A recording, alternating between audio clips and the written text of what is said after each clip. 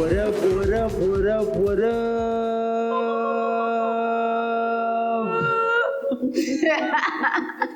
Ladies and gentlemen, and my beautiful non-binary, welcome to Tint Talks. This is the sex edition hosted by yours truly, Marlon67. So first of all, before I get into anything, I'm a person that likes giving compliments where they due. So I'll first like to give the shout outs where they due. First of all, shout out to Tint Talks. I was actually part of Tint Talks when it was actually operating a couple of years back, and I'm so happy that they have bounced back. So this is us basically saying we're back. Yes.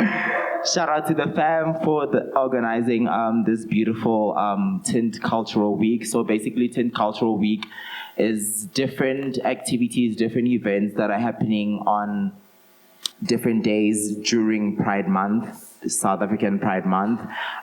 So shout out to the fam to always contributing towards the raising good awareness in the community, to showing visibility amongst the community, and also being a good representation in terms of the community. Shout out to Asisebenze at Atelier. Is it Atelier? Okay. Asisebenze at Atelier.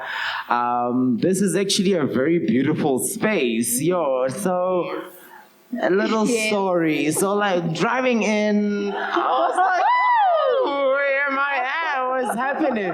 And then I got up in here. I got up in here and I was like, wow, okay, cool. This is really beautiful. I'm a visionary. So like whenever I step into a space, I'm like, oh my gosh, I foresee this happening. I foresee a power talk happening. But hey, we'll get back into that. Yeah. Shout out to also Jägermeister. Beautiful space inside though. Honestly, really a shout out. Like most queer events that I go to, they're sponsored by Jägermeister. And in the queer community, we definitely need like people that are about the queer community, not about what the queer culture can do for their brand, but they are actively part of the queer community events that are actually happening for the benefit of the community. So shout out to all of that. All right, so an hour is not really a lot of time because I have great panelists. So we're just gonna get right into it, right? But first of all, I'm just gonna tell you a little bit about myself. So when I introduce myself, usually I say I am then you guys say hi. Do you know what I'm saying? So first of all, my name is Reggie Rasodi, but I'm commonly known as Marlon67. So please tell me hi, Marlon67. Hi, Marlon67. Oh wait, thank you for that. So I'm a South African actor. I'm an IT graduate from the University of Pretoria. I'm a triple major. I majored in information science, business management, and informatics. I further then moved on to work in corporate. I'm going to start with Mona Munyane. So how I'm going to introduce them is I'm going to tell you what they do and who they are, and I'm going to tell you how I met them, all right? So Mona Munyane is a renowned South African actress. She's a producer and a creative digital entrepreneur. She's the owner and CEO of a company called Power. It's basically Power of Wellness. And she is widely recognized for a portrayal of a well-recognized role of Dr. Nchabeleng Molapo on the Movango SABC2 television series. And she's featured on many films and series, including How to Get, Netflix's Wild is the Wind, and Mnet's Legacy, to name a few. She's done a lot, actually, in the South African film and television and media entertainment industry. My next panelist is Hulisani. So Hulisani is a former volunteer to the CSANG, which is the Center for the Sex and AIDS and Sexual AIDS and gender, excuse me, because they changed it. When I was part of the society, it was the CSA. So she went into a private sector after graduating with an LLB from the University of Pretoria. She joined the center as a researcher for the Just Leadership program, and she is currently pursuing her master's degree in human rights law. She's doing a lot. Yeah. She identifies herself as an intersectional feminist with an interest in body positivity and institutionalized oppression. So these are my two panelists, ladies and gentlemen. So I'll basically, ladies and gentlemen, and my non-binary people. So I'll tell you how I met them. Firstly, starting with Mona, I both met them in varsity. Like I said, I went to the University of Pretoria.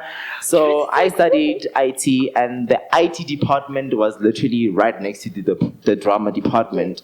So I would chill outside with my fellow nerds. We'd just be chilling there with our laptops, programming. And right in front of us was the bubbly, dramatic students, like, just always having a good time. And I used to see him like, oh my gosh, who is this lovely lady that's just always standing out? So in Hatfield, where the University of Pretoria was, there used to be the only gay or queer haven that was Romance Hatfield. That's where we used to go as queer people. Would just like be there with the cocktail specials and everything. And the first time we had an interaction, it was there. So I was there with my own table, my fellow nerds.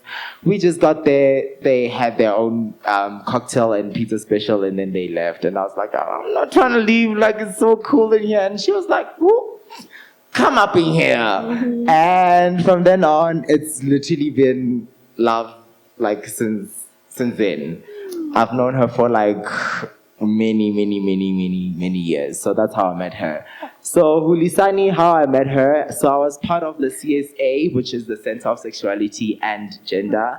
So it's basically, when I joined the center, it is a 9 weeks program in the university whereby like we sit down as peers and we talk about things like sex, sexuality, sexual identification, and sexual orientation, things that we don't really get to talk about with like our elders. So as part of the center, she was a counselor and she was also like one of the peer educators there. So she was basically one of like she was the circle that basically helped me go through a lot of like introspection in terms of like sex, sexual identity and sexual orientation, which is something that I never got in my previous education, right? So these are my lovely two panelists. So since now you know them, let's get into the real chat now, right? So sexuality is an integral part of human life. Children and young people have the right to receive reliable and comprehensive information about it, which is what I believe. Yet, sexual education in schools and in our homes is a sensitive issue. Ever since it was first introduced in the European school curricula in the 1970s, parents, religious institutions, religious leaders, politicians, they've all polarized like a debate around this in terms of like how it must be addressed, if it must be addressed, or anything like that has to do with that. So what we are presenting to you today in terms of Tint Talks, we are presenting a sex talk edition. Now, Tint Talks, like I've said previously, we've hosted a lot of like different like talks. Mandima, as the owner of Tint Talks, she has actually hosted like a lot of like Tint Talks that I've actually probably attended 80% of them. So hence I'm like even saying we have hosted a lot of Tint Talks because I've been like part of them. So this sex talk is going to be a very special one. So I'm literally going to get right into it. So the topic of discussion at hand states, should comprehensive sex education be mandatory? This is what we're going to be discussing today. So the very first question that I have for my panelists is, so comprehensive sex education does not discourage kids from having sex. Basically, it actually the sex education that might be given at homes might, or if anything, it does discourage the children to have sex. If anything, it doesn't really give a lot of information in terms of like what sex is, what safe sex is, and everything like that. So first of all, I just want to find out from you guys, how do you define safe sex? I'll start with Mona. Okay, so it feels like a compounded question. Yeah. Which one am I answering? How do I define safe sex, or do I believe that the sex topic should be introduced to children? Okay, for now, just define what you think safe sex is, according to you. I think when it comes to sexual interaction, consent. That's how I define safe sex, consent. Are both parties consensual to the act? Are both parties absolutely 100% sure that this is what they want to happen? That is safe sex. If there's any type of confusion in that discussion, then we are absolutely entering into a space of this is not safe, right? So what do I mean by consent? Consent means that there's no internal doubt within yourself. You, as an individual, are absolutely willing to engage. And if you, as an individual, have any kind of doubt, you have to take full responsibility of yourself in the moment. Because I'm not going to, the debate comes and says, but why did you come into my room? Or why did you leave the club with me? Or why did you allow me to buy you drinks and things like that? I'm not victim blaming because I've been a victim to many things in my life. And the only way I was able to deal with the depression, the only way I was able to deal with the suicidal thoughts and the anxiety was to get my power back. And the only way I could do that was to then say, where did I betray myself? So if I meet a gentleman tonight and we're flirting and it's great, is there 100% of an agreement within myself that I want to leave with this person? Because I have to then imagine what's going to happen. Worst case scenario, he's going to want to have sex with me, right? Worst case scenario. Best case scenario, we're just going to chat, it's going to be coffee, and then, he's going to let me sleep in his room while he sleeps on the couch. But that's not what the usual impression is. So safe sex is when we say to ourselves at the moment of contact, am I 100% sure that this is what I want? And if you are not 100% sure, whether you are whatever gender you identify with, then don't do it. Because I am a huge believer in prevention is better than cure.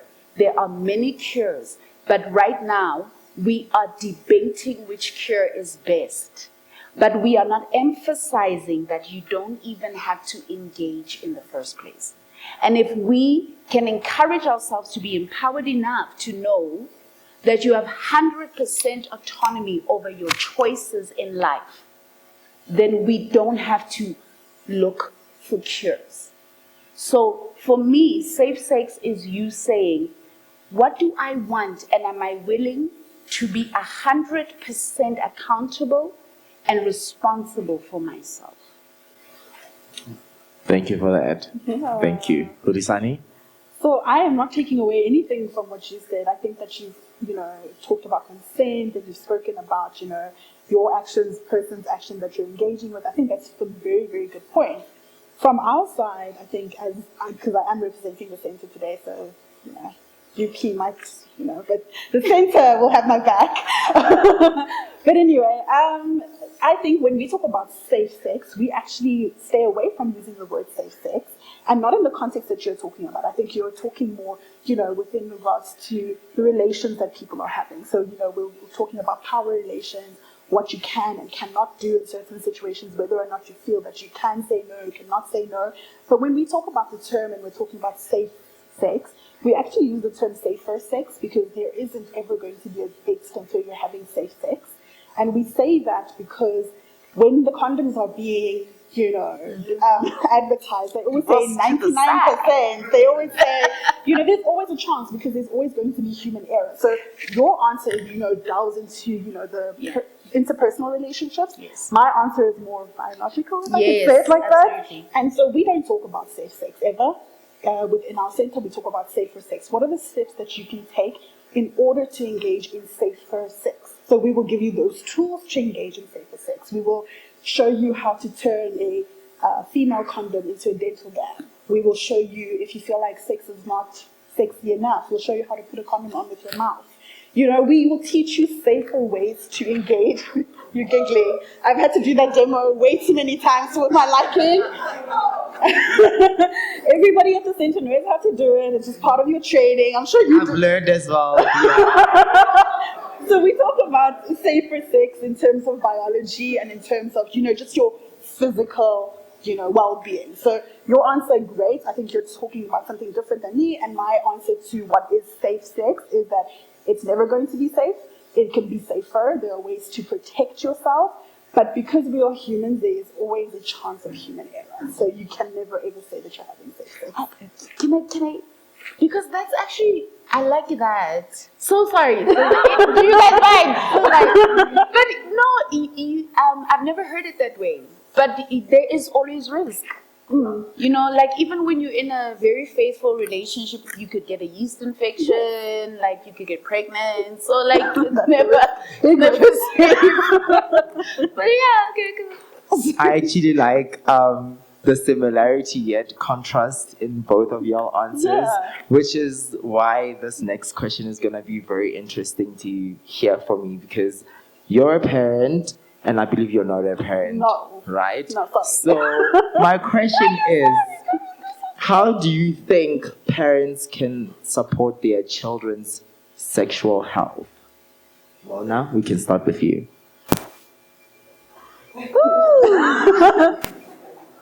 Or do you want the non-parents to You jumped right into it. I thought at least 4 more questions.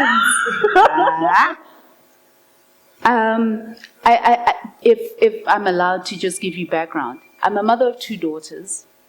One is 7 years old. One would have been 6 next month. She passed on when she was 7 days old. I am the daughter of my mother. I'm her only child, and my father, I'm the first of 4, the first of 4. I have cousin brothers, right? But they're my brothers. You understand? So I've always been sort of like the deputy mother, the deputy parent. That being said, I was that person being raised in a household that already had whatever it had. And what I identified was that I was not allowed to be a child. So when we talk about sexuality and children, my first instinct as a mother is to say, why must the two exist in the same sentence? When do kids actually just get to be kids? When is it that we as parents or people of an age where you can procreate, when are we going to allow our children to just be children? Mm-hmm. Why must sexuality be a conversation when it comes to kids? We are all going to reach puberty. It's biological. Can kids, before they hit puberty, just be kids? Can they play outside? Can they climb trees? Can they tell you that they want to dance, or they want to do maths, or they want to eat broccoli, or they want to eat mohodu, can kids just actually experience their internal ecosystem before they have to identify how they must show up on planet Earth? Because gender is a construct created by man to control the masses. Just like economics, just like religion, just like politics, just like socialism, classicism, just like anything else that exists in a book, anything else that was written down by a person is a construct. So my biggest thing is that I am, as a mother to a 7-year-old child, very uncomfortable with the theme of sexuality and introducing it to her right now. She has a vagina, right? She has a vagina physiologically, physically, she has a vagina. She can see it. It looks like mommy's vagina. Daddy has a penis. That's all you need to know. It's like saying you have a nose, you have an ear, you have a leg, you have a foot.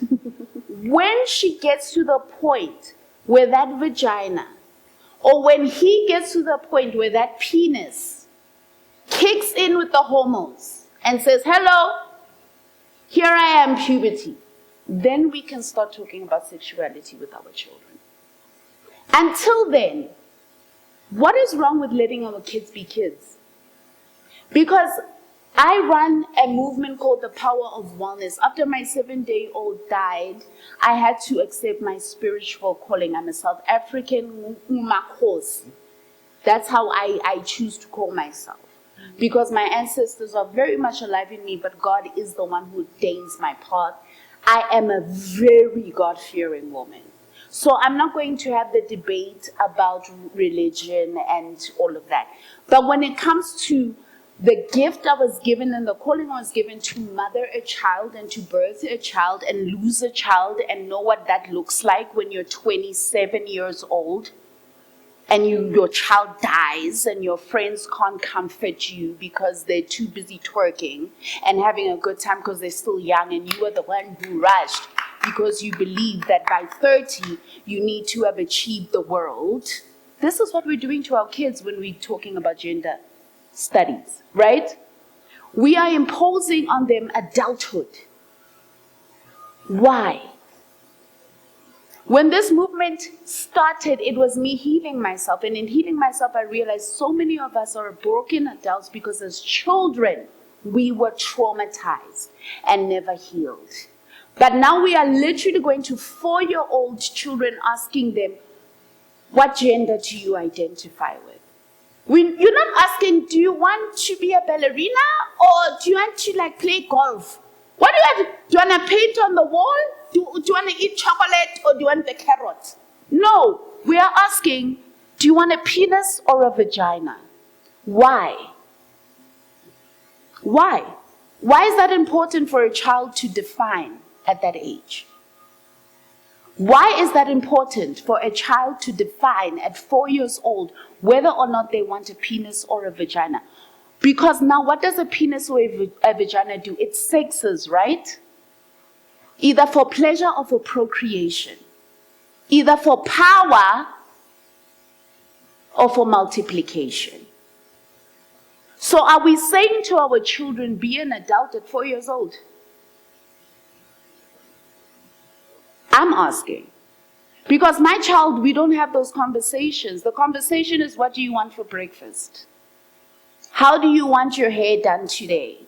Which dress do you want to wear? If as adults we are confused about ourselves, it is our responsibility to sit down amongst ourselves as we are today and have these discussions, find something that we can live by and execute, and then show it by example, not instruction, to our children. But unfortunately, the West is sitting here imposing on everybody else an ideology that says children are the future of consciousness, when physically they occupy a being that is here to grow. So how are we as grown folk looking to kids to define our future? What have we been doing this entire time? That is what I want to say about that. I will not stop. Excuse me. Let me sit back. What a mouthful, what a mouthful, what a mouthful. Oh, I go to church up in here. Well, thank you for that, Mona Munyane. Hulisani. I mean, as you said, I'm not a parent, and I work with people who are parents within the center. And I think when we talk about sexuality and gender, we talk about a scaling conversation, right? So we wouldn't have the same conversation with a 4-year-old that we would have with an 18-year-old, right?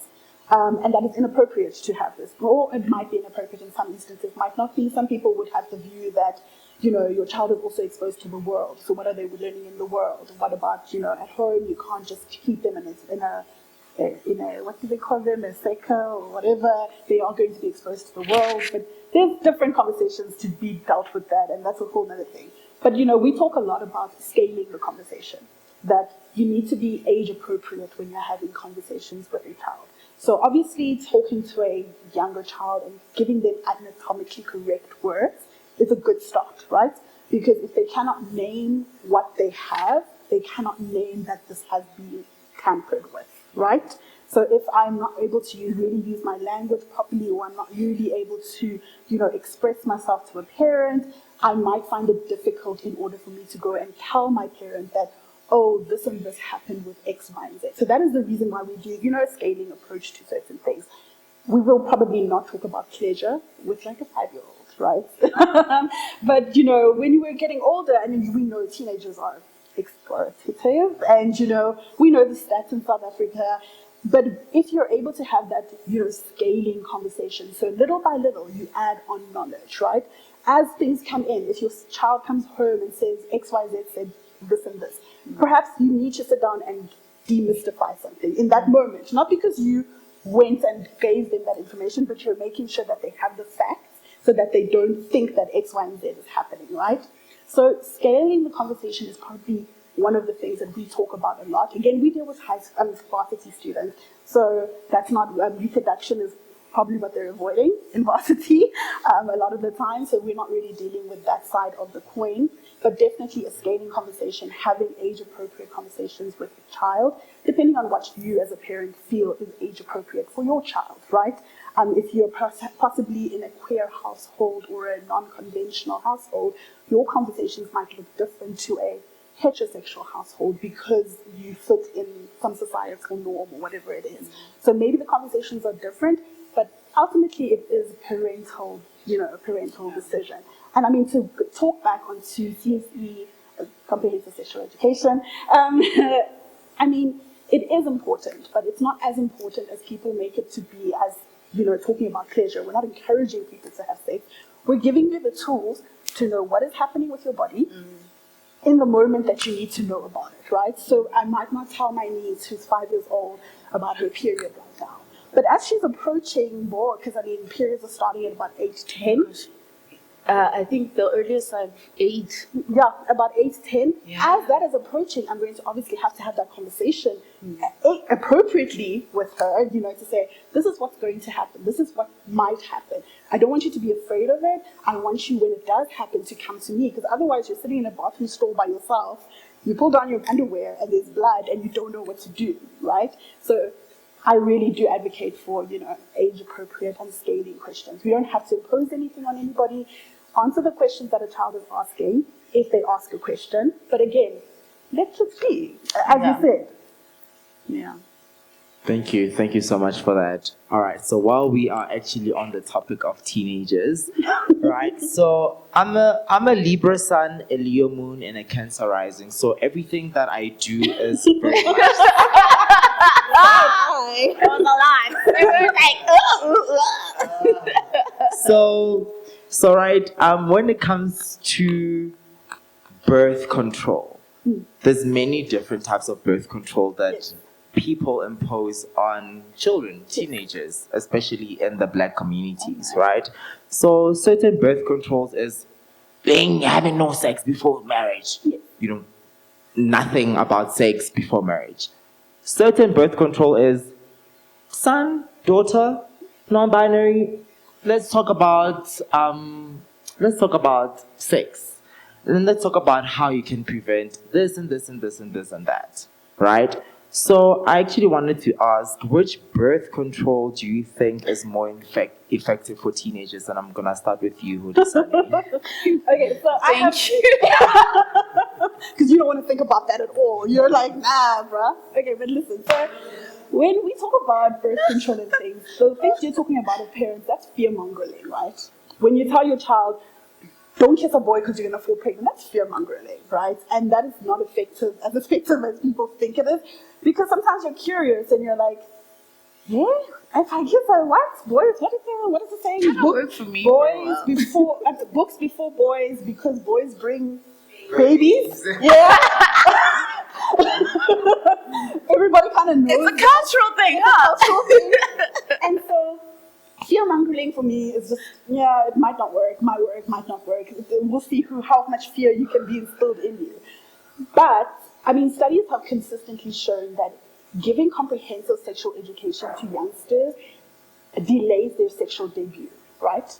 And so having the information makes you not as curious anymore because your mom has already told you this is what's going to happen, right? Yeah. But in an informative way and not in a fearful way. So it will delay your sexual debut because you're no longer kind of interested in it. You're just like, oh, okay, it's just, I'm not advocating for kids drinking. That is not what I'm doing. But it's the same as some communities that do allow. I mean, I think Italians and stuff, little kids are drinking wine from birth. Okay, not birth, but, you know.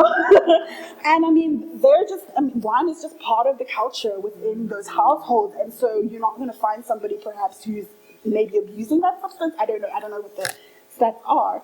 But, again, so giving comprehensive sexual education delays sexual debut. Studies have shown that, right? So that is possibly the number one greatest form of contraceptive. Comprehensive sexual education is the number one form of contraceptive. Then in South Africa, this is the rules of South Africa, not me. I didn't make This did not apply to us. In South Africa, young girls are allowed to have an abortion without the consent of their parents at the age of 12. And they Wasn't also, it 16? I think it moved to 12. I'm not certain. I might be incorrect. 16 does sound right, but I think 12 is also applicable in some cases, but I'm not certain. But it's a very young age, right? And contraceptives would also be on that same level that, you know, if you, obviously abortion or termination is a contraceptive if you think about it. But just generally, I mean, I was speaking to the nurse at the center today and I was like, oh, what age do young girls, are they able to have injectables? And she phoned the other clinic and this one and that one, and she's just making sure. And she's like, yeah, from about, 12, 13, you can, as soon as you reach your period, you can start getting onto contraceptives. And I think it's multi-layered. The conversation can never be, it's wrong or it's right? You can't, there is a lot happening in South Africa that a person would want to do that, right?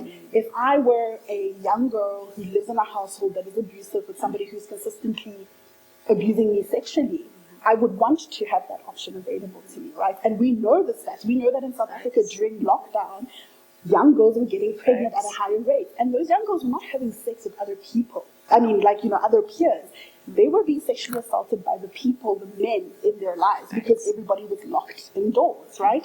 So talking about this as a right or a wrong way is not the way forward. We need to look at the people who are sexually assaulting young girls. And when we look at stats, sometimes young women or young girls don't understand whether or not they've had sex. And the way I say that is because if you only inform a person that sex happens when penis enters vagina, right? They then will say, oh, okay, well, that has happened to me, which means I've had sex. But that might not actually be the truth. You were probably sexually assaulted. That doesn't then count and fall under the spectrum of sex, because again, we talked about consent at the beginning, and because consent is missing from that engagement or whatever, it cannot be classified as sex. So sometimes when we look at stats, we need to be critical of the stats and say, but does this person understand what it is to have sex? Or are they just saying that the act has happened, but it actually was not sex, it was sexual assault, it was rape, it was this, it was whatever. So I know I jumped all over the place, but contraceptive, the greatest form of contraceptive is abstinence, but I do advocate for young girls having access to actual contraceptive because of the state of the country that we live in. If we were living in a different society that had different types of people and different engagement, especially with young bodies, I would probably have a different answer. But in this situation right now, it's not something I'm comfortable with. I mean, I have young nieces, and to think, if they were not comfortable to come and ask me, that they would have to go behind my back to get the contraceptive, that would be very jarring. That would be very, very jarring, and I would prefer for them to come to me and say, no, Sis Huli, Auntie Huli, Nakadzi, I really like this boy, and this and this. Then I would have the conversation. We can open that conversation. What do you mean you like this boy? What does that feel like when you're saying you like this boy? What does it make you want to do? What do you, explore all of the options, and comprehensively giving people sexual education is the best form of contraceptive. I want to jump in and try and keep it short. For me, birth control is spiritual. And I'm going to come here as a healer. I'm going to bring all of myself here and say, babies are a lesson. Either it's a karma or it's a blessing. So there are many children that come into this world willingly or as a result of violation. And the vessel that carries them has a very difficult decision to make. There are women who have birthed children of rape and raised them and loved them, and those children have grown into brilliance and light and an indication of a divine entity. There are women who have birthed children they planned, and those children have been abused by the same women because perhaps dad didn't play his part or she didn't heal her curses generationally. Birth control for me, right? Because you can love somebody very much but never be able to give them a child. Or you can hate somebody extremely, but that's where your kids are going to come from. Birth control, for me, I'm not imposing anything onto anybody. I'm here in my own capacity, is a divinely defined decision. So according to who you are, in your bloodline, according to your purpose and your spiritual identity, that which comes from you is there to teach you.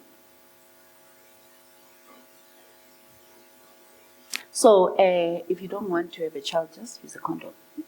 Or abstain, or abstain. They say to me, what a king. Pinch the ovary, my dear. As well. But if you want to leave it to the divine, then the divine will give you your purpose. Shout out to that. While we here, actually shout out to my But rape panelists obviously is nobody's fault except the perpetrator. True. Shout out to both of y'all because I honestly different opinions because literally not what's right to me is not necessarily right to the next person, and what's right to the next person is not necessarily right to me. But I love people that can sit down and actually discuss different opinions without actually trying to be a chauvinist and be like, okay, cool, no, my opinion is more than yours, So my next question, right? So I did a little bit of a research, and what I found out is about 1 in 10 high school students experience sexual violence, and LGBTQ plus students were at the highest risk, right? So I wanted to ask, in what way would comprehensive sex education help curb or mitigate this? I'll start with you, Mona. It has to be, at this stage, a sense of self-accountability that we impose on our children. This is for me, any type of violence, if we must condense it to a certain group of people, we're taking away from the bigger picture, which is crime, which is that a lot of people have mental and emotional illnesses that go unattended to. There's generational trauma that has gone unattended to. So if we must absolutely advocate in our different pockets, we will never slay the beast. So at some point, we need to realize that as a collective, we need help as a society. And if we can gain help as individuals taking self-accountability, take accountability of yourself before you point a finger, before you want to see what someone else is, if you can do that which you speak of,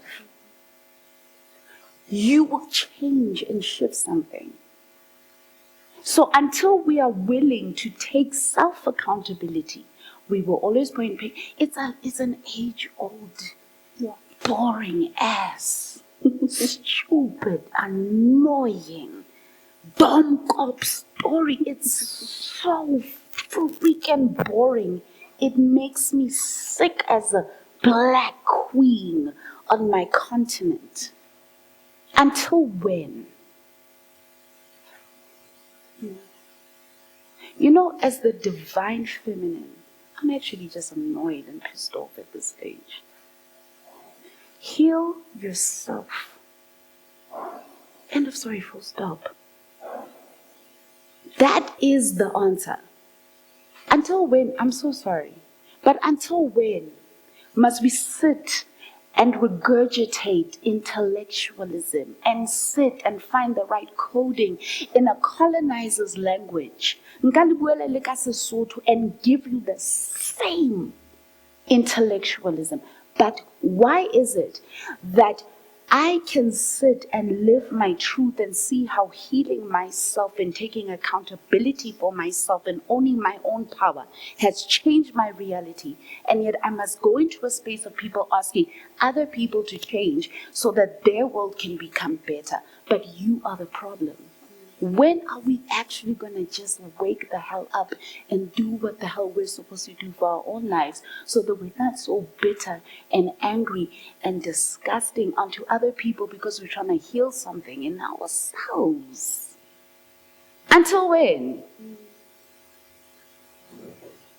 I think, sorry, not to cut you off. No, girl, go in, because, I'm going to make people angry today. That's what's going on. Not to cut you off at all. I also often find, because of the work that we do, we obviously at the university space, we find lots of people coming in from lots of different communities, right? So somebody is coming from somewhere where they've never heard certain terms, somebody's coming from Zanzibar, somebody, all of these different melting pot is a university, right? And sometimes when we talk about certain terms, people's perspectives are changed, right? So sometimes people don't have the languaging, some people are just misinformed, some people just don't know, some people have not been exposed. We live in an age of technology, and sometimes people are like, oh, but just everybody has access to Google. Actually, not everybody does have access, right? And we must be honest about that just because you have access to it doesn't mean that other people do.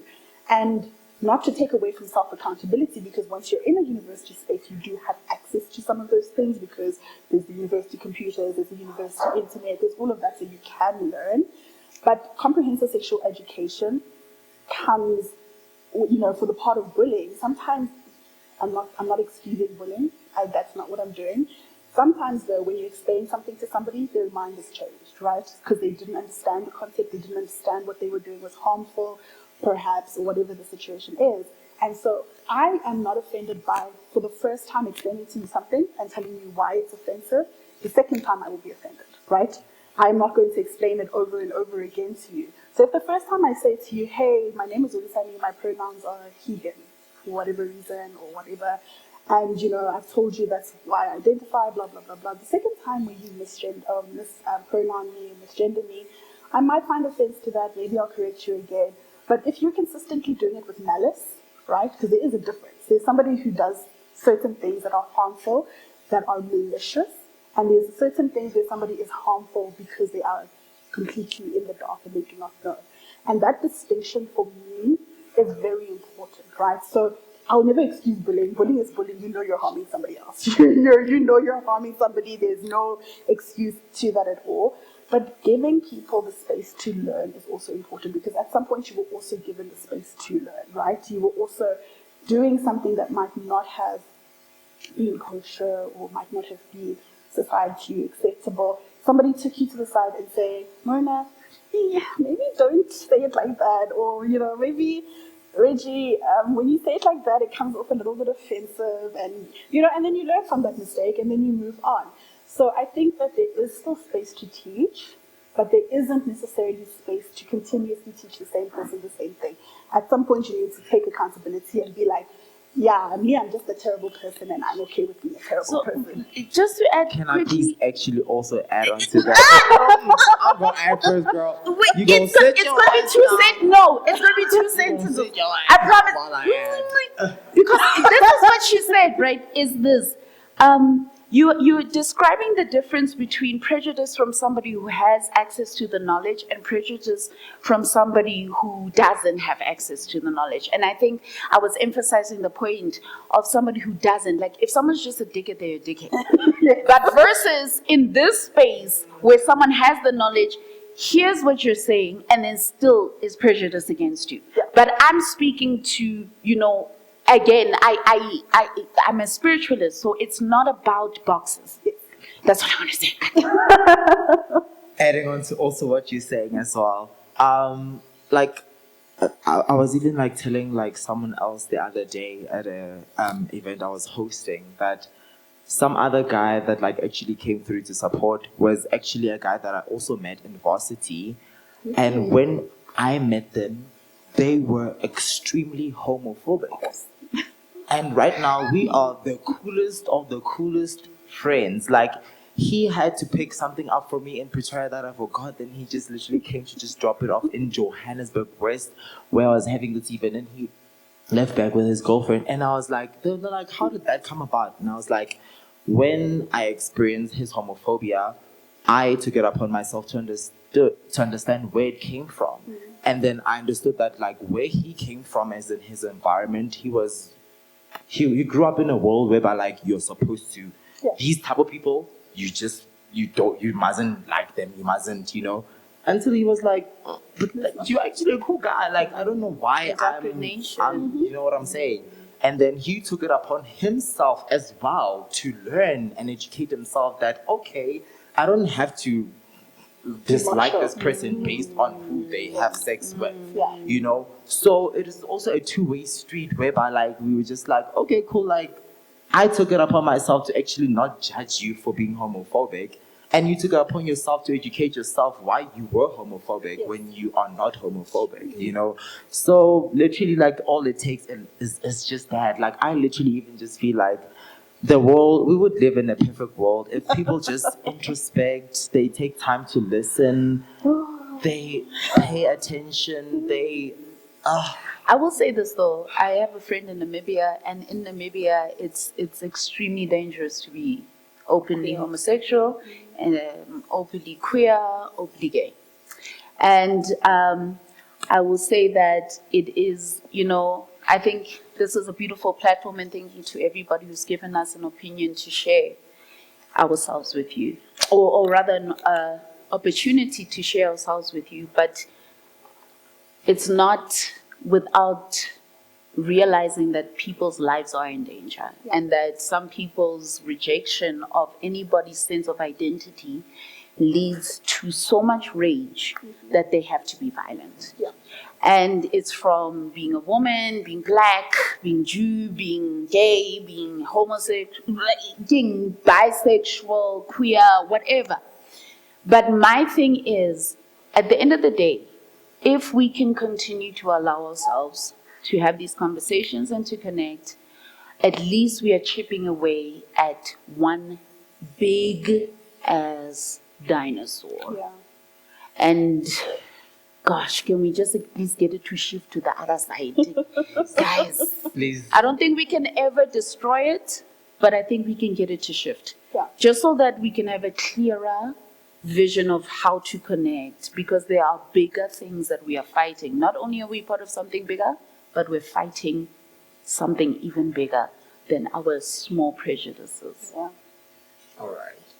So, well, I mean, when I was preparing for this, like, I had to just prepare certain questions that I write down to be like, I'm writing this. But as I'm having this conversation and as a creative, I'm just like, this next question is literally, everything is aligning. Like, so this next question I want to ask. So you are a peer educator, basically. You are a parent, basically.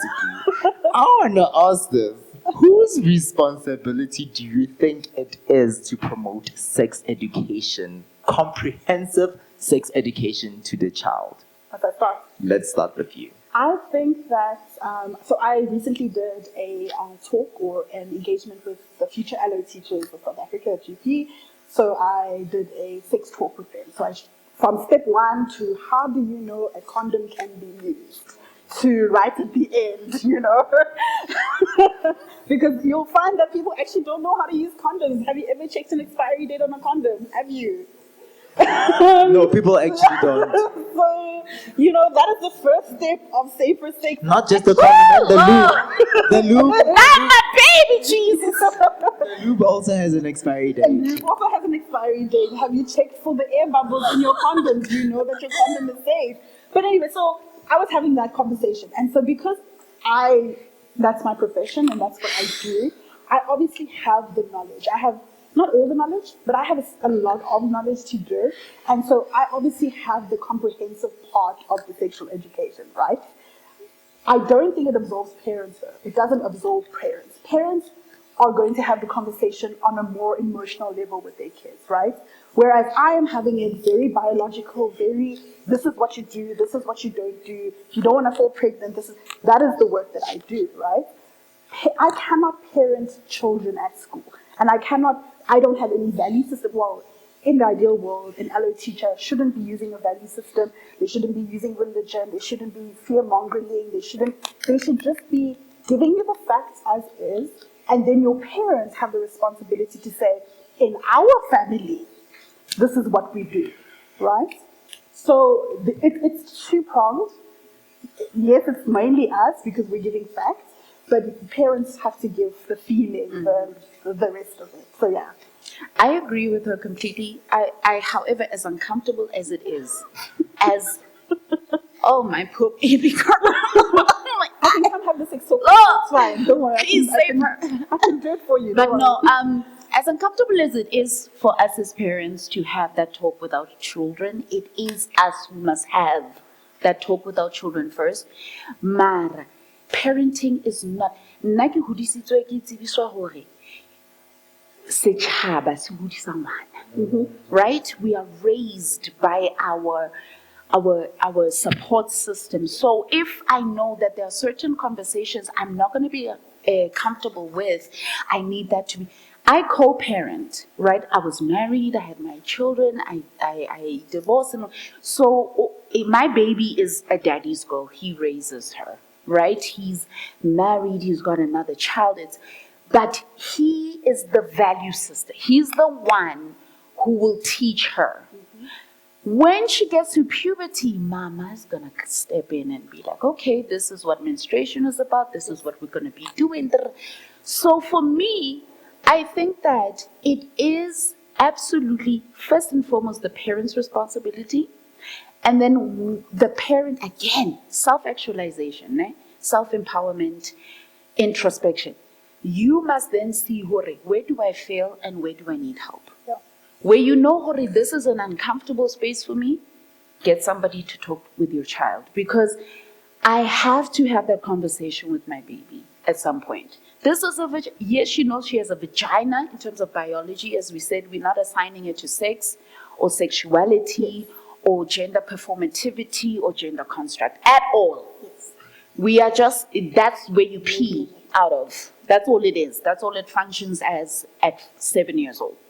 And God forbid anything else. Do you understand what I mean?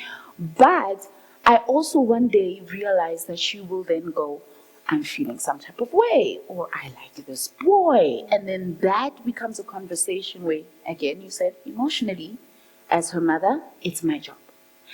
Biologically, culturally, religiously, whatever, it depends on how you're raising your child. Then you transmute it to the school. I'm just clapping because a school had a problem with me asking what movie are you gonna, what animation is my child gonna watch? They removed the dad from the group chat. They're like, no, we will never put your child at home. And I'm just like, that's not what I'm asking you.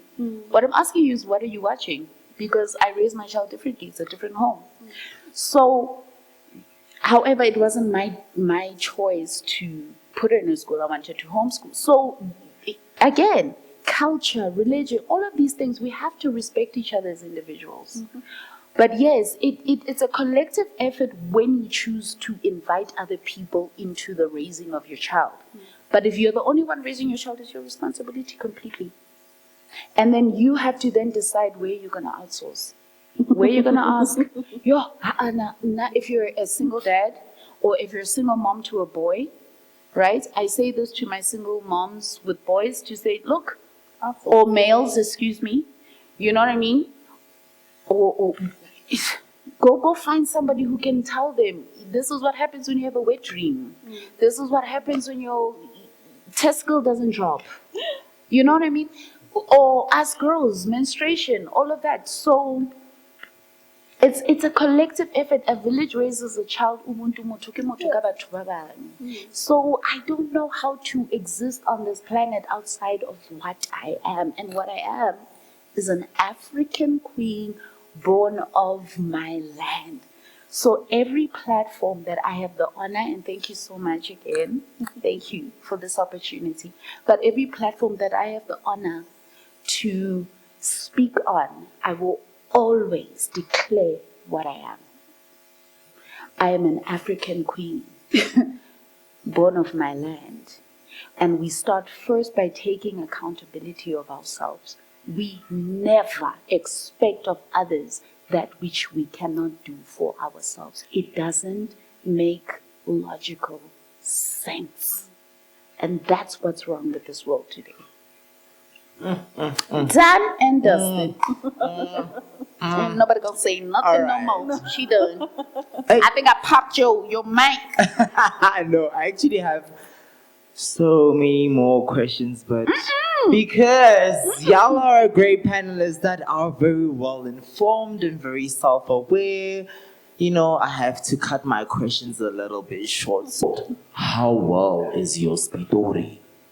Because the host is from Spitori and Pretoria, we're gonna ask you 2 terms and you're gonna tell us what you think it means. No. Starting with Mona Monyani, what do you think modisco means?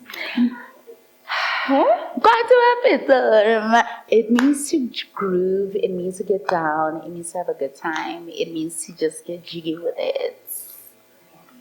No. I would have said the same thing. Modisco!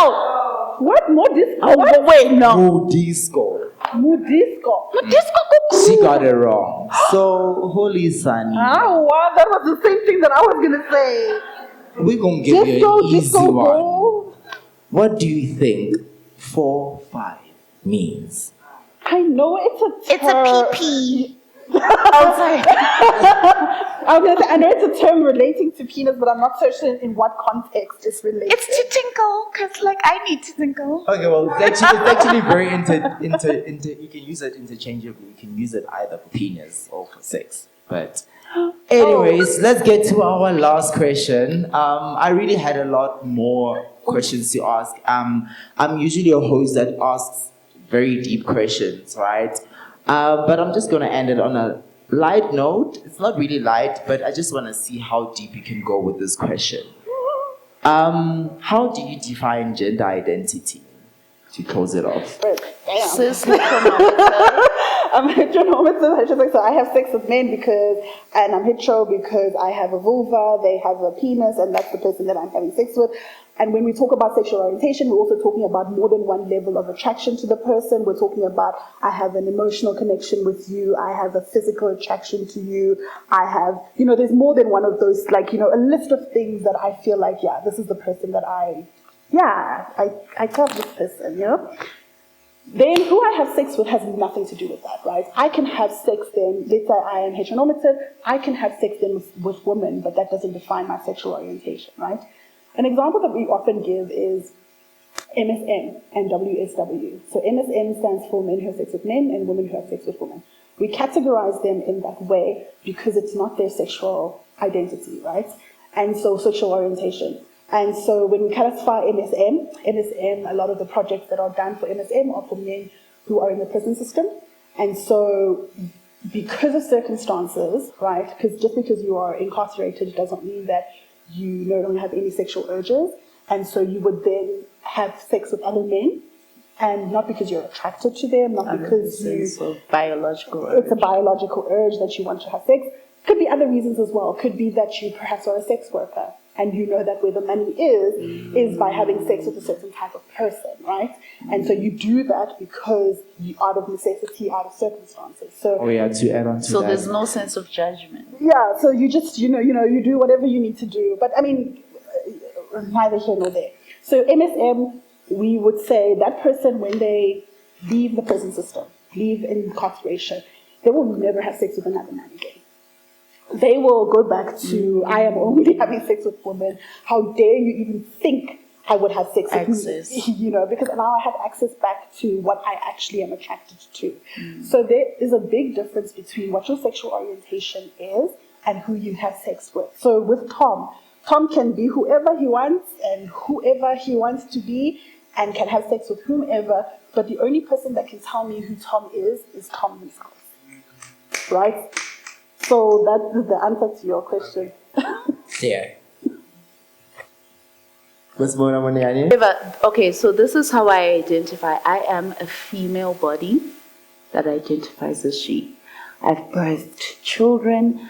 Not only do I think I am a woman, I think I am a queen. Yes.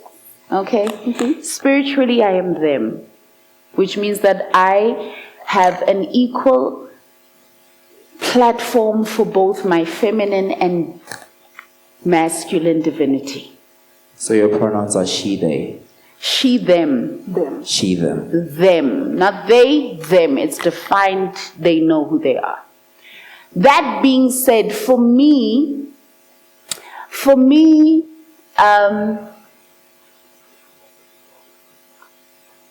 be who you are, and be who you are as somebody who loves, somebody who is kind, somebody who strives for your own self-mastery, somebody who judges themselves before another, somebody who's more willing to chastise yourself before another. It is never the answer anybody wants to hear, but it's the only answer that will work. There is nothing in my life that I need from anybody else. I don't need this world to change. I'm not out here going, save the world. Oh, people, war must end. Oh, no. I'm content because of who I am and how I choose to show up on this planet. That's all you will ever have. Anything else is the ego. My gender identity is light. What is my gender? I said she, them pronouns, right? Because humans need pronouns. Human needs boxes. But my gender is light. Ke nna lesedi, tisetso, Mona, Munyani. I am the CEO of the Power of Wellness. This is my daughter. I have the honor of being in a space that we manifested 2 years ago. And here we are today. I speak not of what I do not know. I only speak of my truth. It is up to you to receive me or to deny me. Either way, life goes on, guys. I am not God. Neither of us are. And God is not a person. God is, full stop. Is what? Halala.